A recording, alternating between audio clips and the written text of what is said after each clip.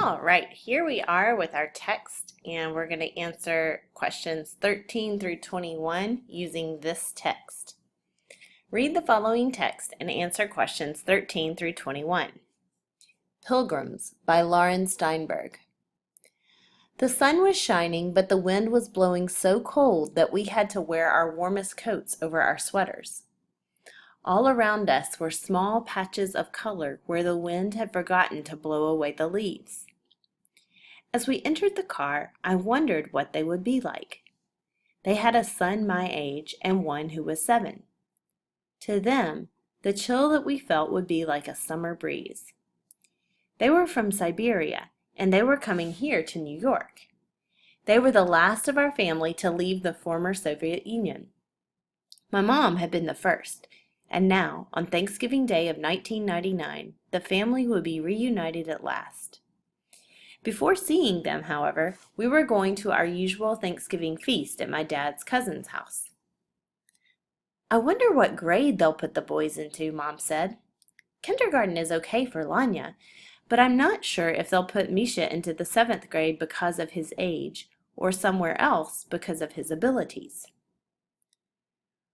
When we finally got to my dad's cousin's house, we were seated.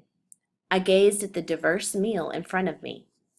The golden chicken soup with fluffy, perfect matzo balls in the Jewish tradition. The American turkey cooked to perfection with tart crimson cranberry sauce and spicy stuffing. And my favorite Cuban platanos. My mom finds them disgusting, but I feel that no meal here is complete without them.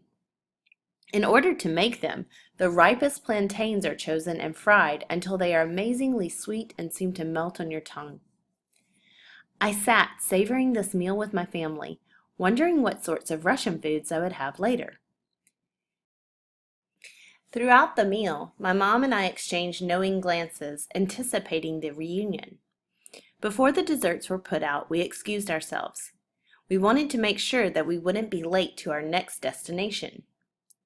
Back in the car, I suddenly found myself nervous and began questioning my mom about what was soon to occur. Will they speak any English at all? I asked. Will I be able to talk to them? Misha took English in school, but I don't think he knows much, Mom said. The rest of them don't know any, but I'll try to translate some Russian for you if you want. What made them come? I asked. They wanted a better life, the ability to live better and to practice their religion as they choose. They also wanted their children to be able to aspire to higher things than they could. We lapsed into silence again, wondering. Soon, we arrived at the apartment where we would see them for the first time. All right, Mom said somewhat nervously. Is everyone ready? Let's go. We crossed the street, our breath forming small clouds ahead of us, and walked into the building. As we neared their apartment on the 3rd floor, the air grew warmer, and we began to smell the familiar, heavy Eastern European scents, a combination of herring, borscht, and musk. We entered the room and were immediately enveloped by a throng of relatives crowding around 4 people. These 4 people dressed oddly, the boys and man wearing leggings, and the woman a long black dress that looked like an oversized sweatshirt. They were speaking Russian. These were the immigrants, or, as I had begun to think of them in the car, the pilgrims. My mom led me to them through the crowd. She introduced us, and after a few minutes of happy talk between my mom and them, the older boy and I exchanged a look. This look crossed all the language barriers that I had feared might separate us. As I led him past the people downstairs and outside to the basketball court, my heart was warm despite the bitter cold inside.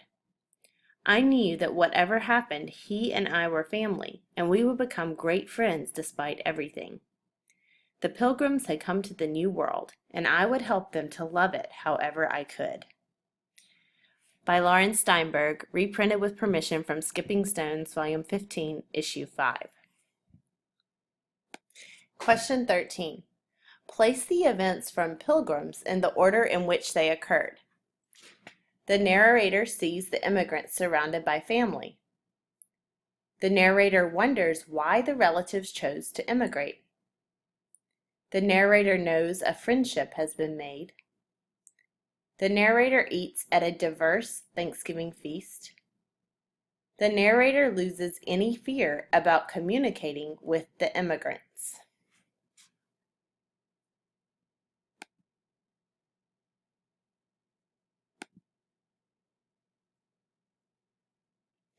Question 14. Which sentences best summarize this passage? A. A Russian family with 2 boys immigrates to America. The narrator wonders how much English the boys know and where they will be placed in school. During a visit to the boys and their family, the narrator finds they know little English. B. An American narrator talks about some family members who have come from Russia. The narrator then visits relatives for a Thanksgiving meal. They eat many different foods, which the narrator enjoys. C. A family has come from Russia to America. Their relatives in America decide to get together on Thanksgiving Day. The narrator's family visits the immigrant family in order to see them and experience Russia again. D. The narrator is preparing to meet some newly immigrated relatives for the first time and wonders how it will go. After a visit with American relatives, there is a visit with the immigrants. The narrator and one of the immigrant boys connect well.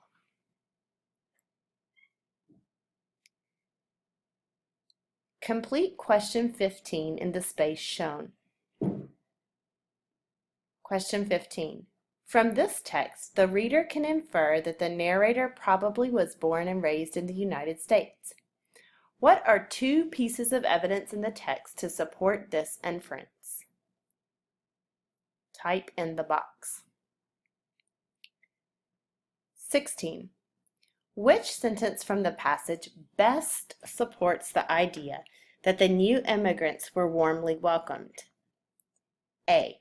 Kindergarten is okay for Lanya, but I'm not sure if they'll put Misha into the 7th grade because of his age or somewhere else because of his abilities. B. As we neared their apartment on the 3rd floor, the air grew warmer, and we began to smell the familiar heavy Eastern European scents, a combination of herring, borscht, and musk. C. We entered the room and were immediately enveloped by a throng of relatives crowding around 4 people. D. These were the immigrants, or, as I had begun to think of them, in the car, the Pilgrims.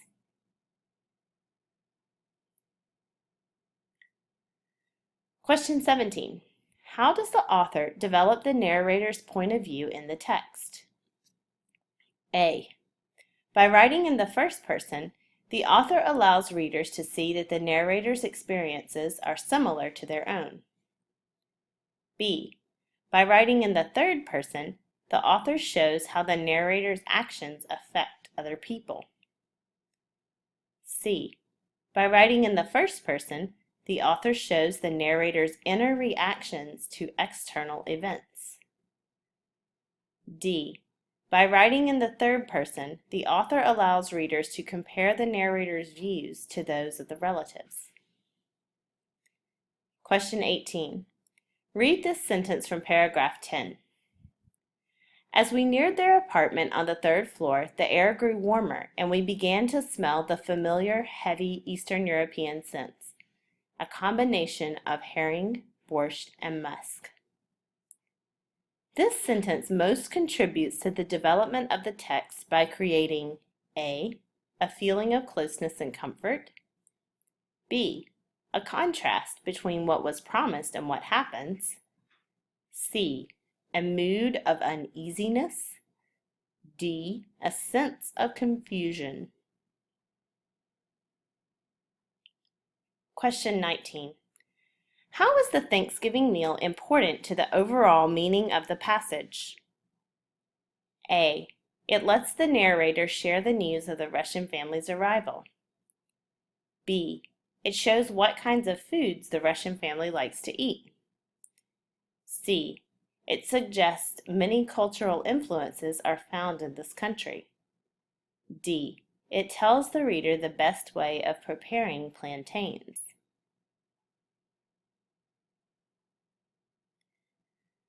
Question 20. Which sentence best describes the theme of the passage? A. Sometimes people can communicate without words. B. Sometimes people are more friendly to familiar faces than to new ones. C. Immigrants should know some English in order to come to America. D. Many immigrants face frightening situations in America.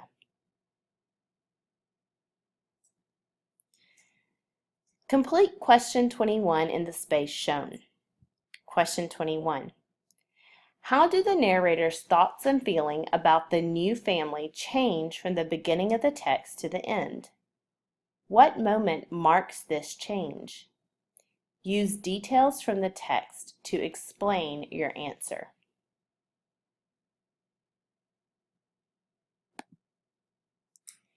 And that is your last question.